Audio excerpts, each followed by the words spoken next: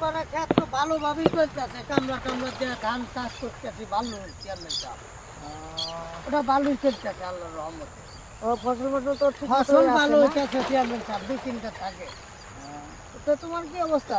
এই তো চেয়ারম্যান সাহেব তোমার যে পুষ্করিণীটা দিয়েছিলাম, তো এই পুষ্করিণীটা কি মাছ মাছ ছাড়া হয়েছে ছাড়া হয়েছে? এখন কি অবস্থায় আছে? খাদ্য মানে খাবার দাবার ঠিক মতো দিতেছো তো? তো একবার খাবার দাবার করছি দিয়ে আচ্ছা, এভাবেই চলতে থাকো, তোমরা দেখে শুনে কাজ কাম করো, ঠিক আছে? কোনো সমস্যা হলে আমার কাছে বলো তোমরা। কয়টা কয়টা আর বাবা কেউ এই 12টা দিন কয়টা কি করবা তুমি 12টা 4টা মাস হইলে ওই জায়গা হ্যাঁ, এই পুরোটা তারা এইটাই বলাটাতে গেল ওই দক্ষিণ পাড়ার রুস্তুমের ছেলে। চালাক না। কি করে ডাক্তার তো ব্যস্ত ড্রাইভার ভাই, এদিকে আও, এদিকে আও। হ্যালো আর 4টা হইলে ওই এত কথা একটা কথা বারবার কর না কেন রাস্তা ডাকছো ডাকছি, ফোন তো কাটা। আমাদের চেয়ারম্যান সাহেব এটা তোমাকে ডাকছে।